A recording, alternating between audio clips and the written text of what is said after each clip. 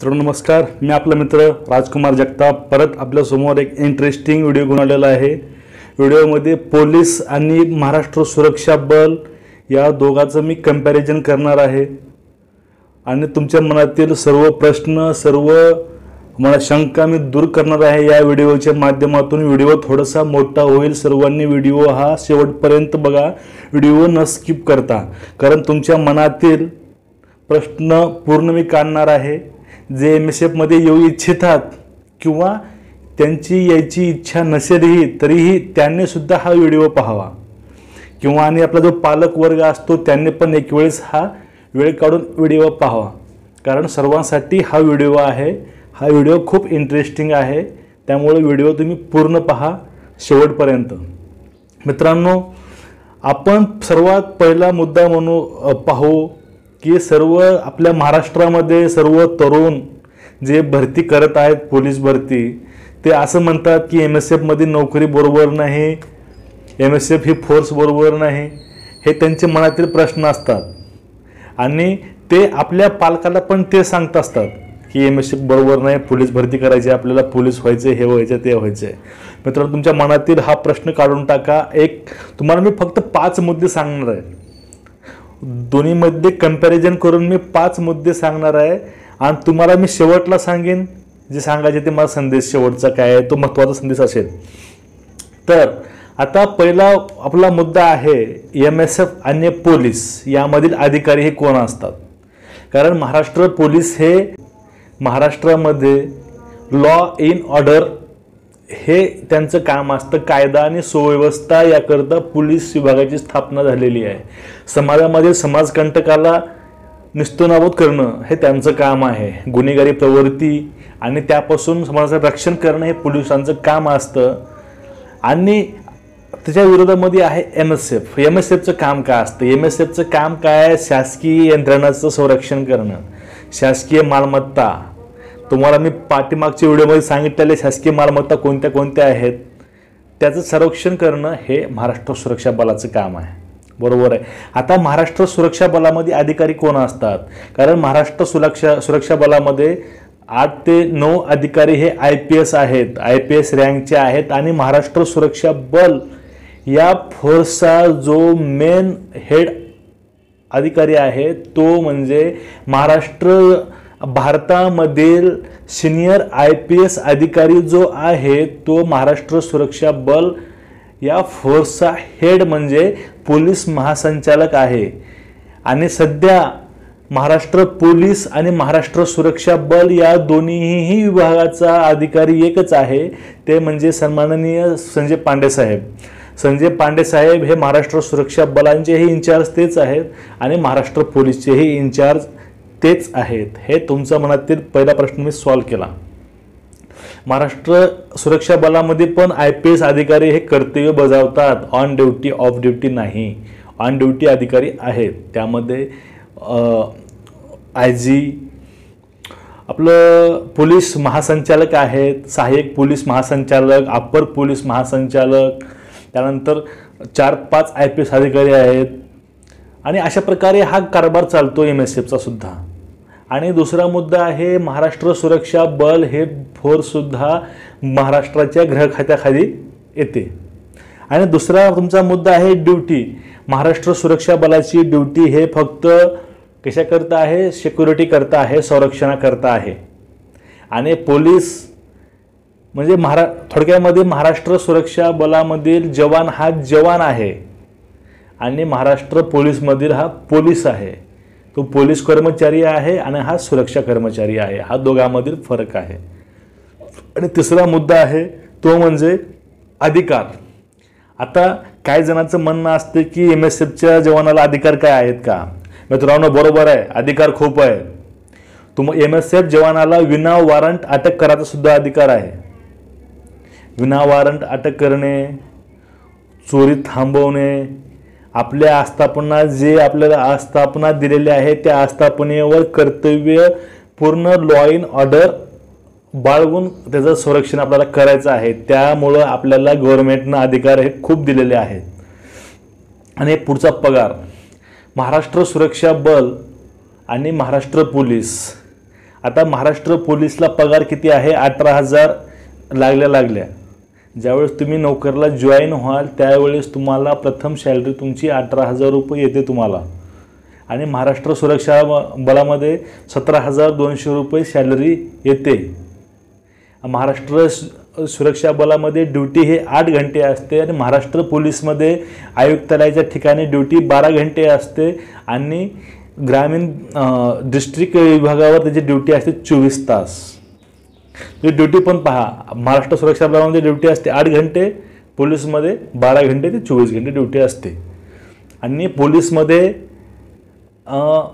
असं आहे, आपली ड्युटी झाली, आपण घरी आलो तर ऑर्डर आली तर आपल्याला ड्युटीला जाणं हे भाग आहे बिना मोबदल्यामध्ये. पण MSFमध्ये असं नाही.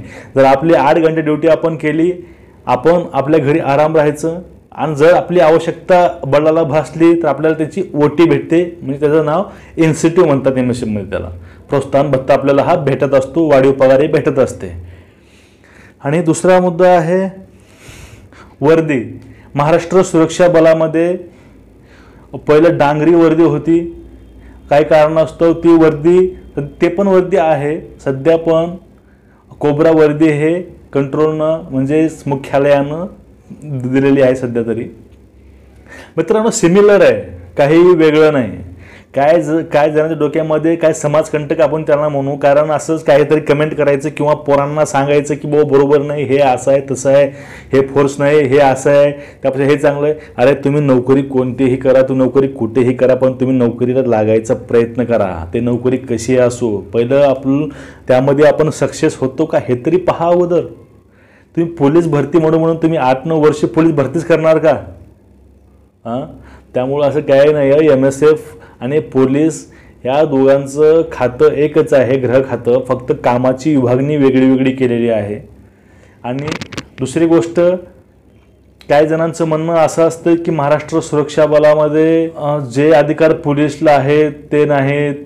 दुसरी गोष्ट, जे प्रायव्हेट सिक्युरिटीला आहे तशी सिक्युरिटी आहे. हे चुकीचं आहे मित्रांनो, कारण महाराष्ट्रामधील किंवा भारतामधील अशी कोणतीही प्रायव्हेट सिक्युरिटी नाही, त्या सिक्युरिटीला आर्म अलाउड केलेले आहेत. म्हणजे त्या सिक्युरिटीमध्ये रायफल्स दिलेले आहेत, अशी कुठलीही सिक्युरिटी नाही.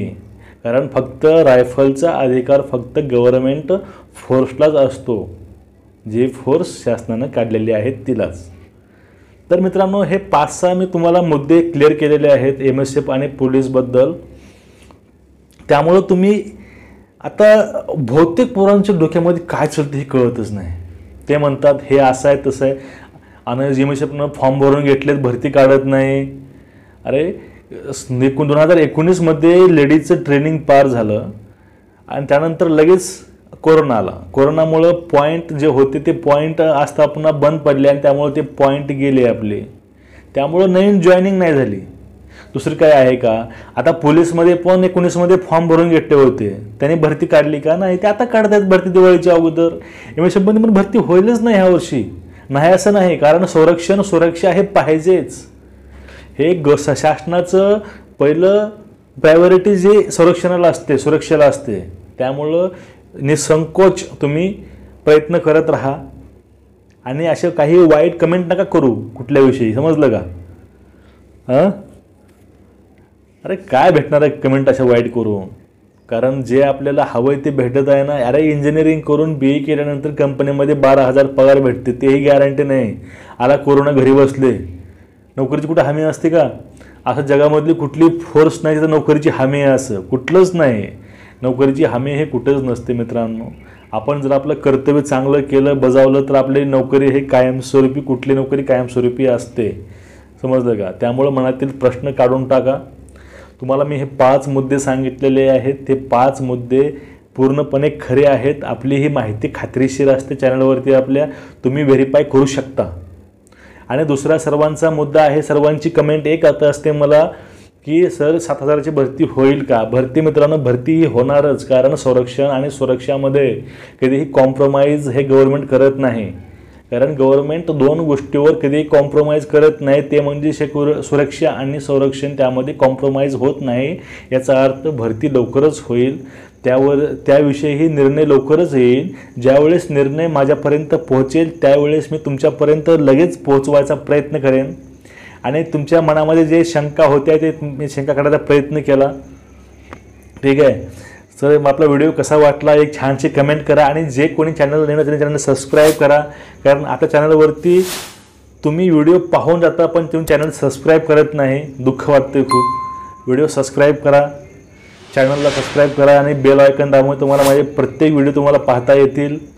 आपल्या चॅनलवरती आपण पोलीस भरती, MSF भरती आणि महाराष्ट्रामधील किंवा भारतामधील कोणतीही सिक्युरिटी, सुरक्षा, संरक्षण, पोलीसविषयी भरती असेल, माहिती असेल, JR असेल, कुठलीही A to Z माहिती मी टाकायचा प्रयत्न करत असतो. तीही व्ह्यूसाठी किंवा लाईकसाठी टाकत नाही मी माहिती किंवा व्हिडिओ मी तसे बनवत नाही.